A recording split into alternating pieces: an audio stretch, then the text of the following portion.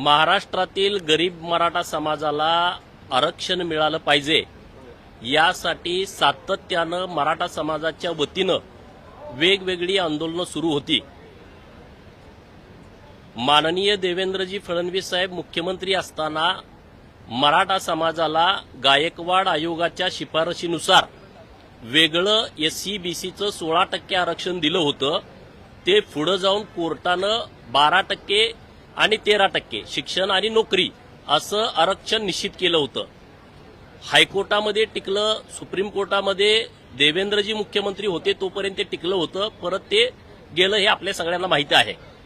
परत समाजातून मोठमोठी आंदोलनं सुरू होती आणि सगळ्या लोकांची भावना होती की आरक्षण मिळावं, परंतु या आंदोलनाला वेगळं रूप देण्यात आलं गेलं की महाराष्ट्रातील मराठा समाजाला सरसकट OBCतून आरक्षण मिळालं पाहिजे आणि त्यामुळे मोठा संघर्ष महाराष्ट्रात उभा राहिला। परंतु मी देवेंद्र फडणवीस साहेबांचं विशेष अभिनंदन करेन की त्यांनी पहिल्या दिवसांपासून ही भूमिका मांडली होती की OBCच्या आरक्षणाला आम्ही धक्का लावणार नाही।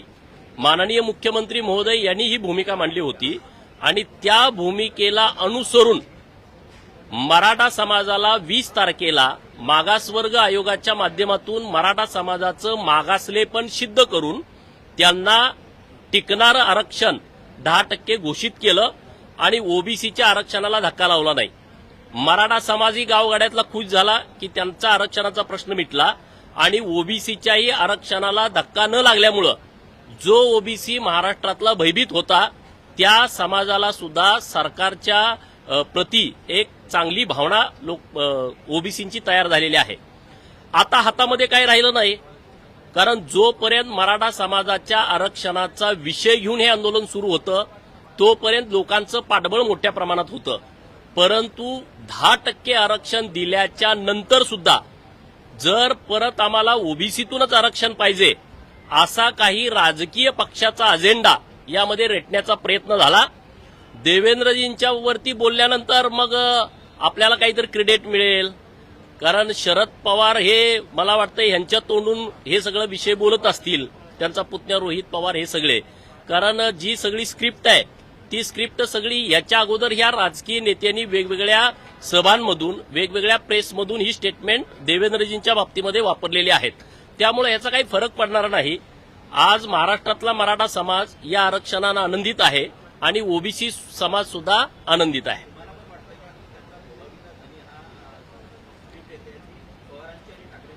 हे बघा, मी आंदोलन करणारा कार्यकर्ता आहे। आंदोलनामध्ये त्यांना खूप चांगला सपोर्ट लोकांचा मिळाला होता, त्यांनी एकदम व्यवस्थितपणे त्या ट्रॅकनं घेऊन जायला पाहिजे होतं, परंतु राजकीय कारण आता काल बघा, काल जेव्हा ते कुठलं भांबेरी गाव आहे त्या गावात मी माहिती घेतली, त्या गावामध्ये जेव्हा हे आले होते तेव्हा सगळे राष्ट्रवादीचे सरपंच आजूबाजूच्या परिसरातले आणि राष्ट्रवादीची लोकच तिथं उपस्थित होती।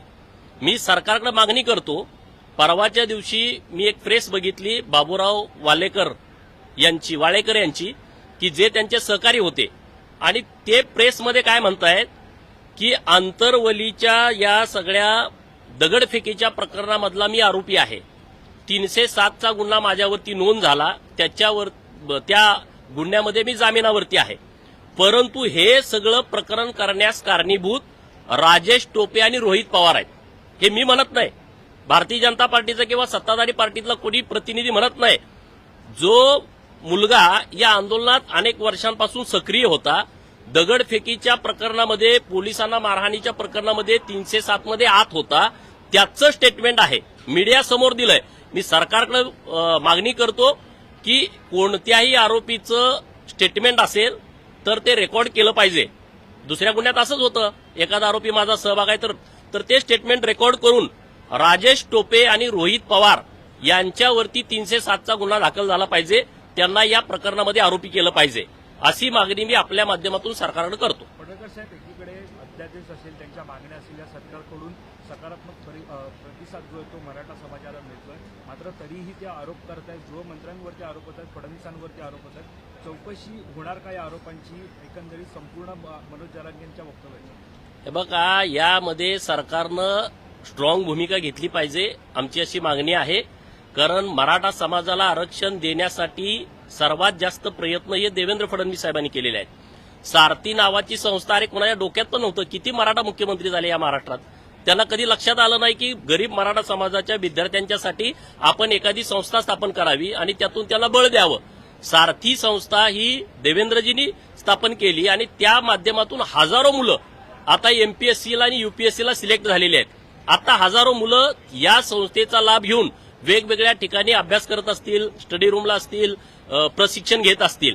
तर असे नवीन नवीन प्रयोग अण्णासाहेब पाटील आर्थिक विकास महामंडळातून जवळपास 75,000 मुलांना 10 लाखापासून 50 लाखपर्यंतचं कर्ज बिनव्याजी आणि विनातारण विना जामीन दिलेला आहे. एवढ्या मोठी कामं त्यांनी या माध्यमातून केलेली आहेत.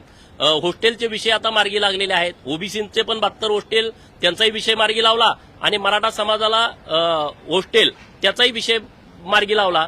धनगर समाजासाठी नाशिकला 40 कोटी रुपयाचं आता त्यांनी मंजूर केलं मागच्या बजेटमध्ये. अन्य ठिकाणी जागा शोधायचं सुरू आहे. या महाराष्ट्रातल्या सगळ्या गोरगरीब उपेक्षित लोकांची बाजू घेणारा देवेंद्र फडणवीस हा नेता आहे. त्यामुळे त्यांना टार्गेट करण्याचा प्रयत्न करून त्यातून काही उपयोग होणार नाही. सगळ्या गावगाड्यातल्या लोकांचं त्यांना पाठबळ त्यांच्या पाठीमागं मोठ्या प्रमाणात आहे. पडळकर साहेब, एकीकडे मराठा असेल, ओबीसी असेल, दोन्ही समाजाच्या नेत्यांचं असेल, आपण पाहतो की जातीवाद होताना पाहायला मिळतोय. याचं सगळं कापर जे ते सरकारवरती फोडलं जाते आणि आज विधानभवनाच्या पायऱ्यांवरती सुद्धा आंदोलन करण्यात आलं की सरकारची दुटप्पी भूमिका आहे. हे बघा, विरोधकांची भूमिका दुटप्पी आहे. विरोधक असं म्हटले होते का की महाराष्ट्रातील मराठा समाजाला ओबीसीतून आरक्षण द्या? विरोधकांची मागणी काय होती? जोपर्यंत 10% आरक्षण घोषित झालं नाही तोपर्यंत की ओबीसीच्या आरक्षणाला धक्का न लावता महाराष्ट्रातील मराठा समाजाला आरक्षण द्या. सत्ताधारी पार्टीतले नेते पण काय सांगत होते की आम्ही ओबीसीच्या आरक्षणाला धक्का न लावता आम्ही मराठा समाजाला आरक्षण देणार आहे. मग आता सरकारचा यात रोल कुठं आला? तुम्ही तुमच्या पद्धतीनं विरोधी पक्षातील लोक भूमिका वारंवार बदलतायत. त्यांच्याकडे कुठला आधार नाही. निराधार टीका सरकारवरती करण्याचा प्रयत्न ते सातत्यानं करतायत.